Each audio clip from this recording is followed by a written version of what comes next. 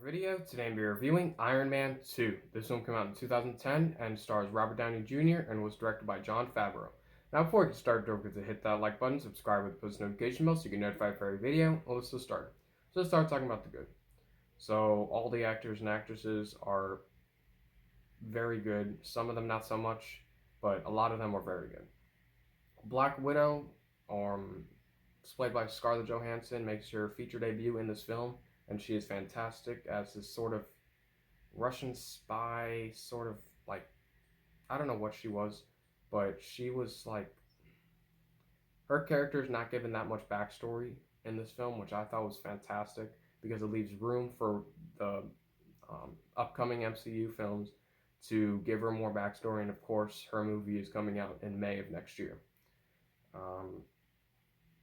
There's a tiny Nick Fury cameo in this film, which I thought was fantastic. There are a lot of very well choreographed action sequences, especially in the third act of the film. That action sequence between Iron Man, Rhodey, and I believe his name is Whiplash, Ivan Vanko, which is the villain. He is fighting Rhodey and Iron Man, and I thought that sequence was just fantastic. It was a lot of fun, and I thought it was choreographed well. But unfortunately, that's all the good I have. Now let's move on to the bad. So Iron Man, played by Robert Downey Jr., of course, he's not that likable in some sequences in this film. I don't know what Jon Favreau was thinking. Maybe he wanted to give the character more depth, but I did not think it worked. Him in the second act of the film was not that good. I liked him in the third act and the first act, but I didn't really like his character in the second act. Ivan Vanko, played by Mickey Rourke, he is definitely one of the worst villains in the entire MCU. He has no redeeming qualities about him. I did not care about his backstory. I don't even think they gave him a good backstory in the film. And his sequences just didn't feel up to par with the rest of the villains in the MCU.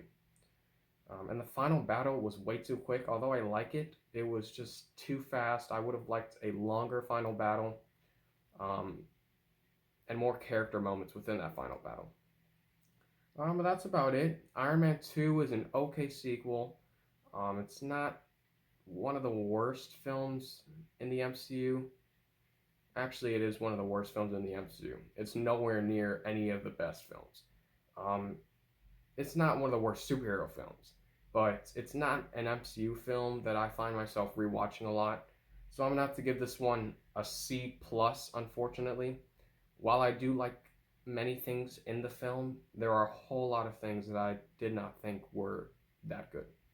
So this film gets a C+. Thank you for watching. Don't forget to hit that like button, subscribe with the post notification bell so you get notified for every video. I'm Peter. Thank you for watching.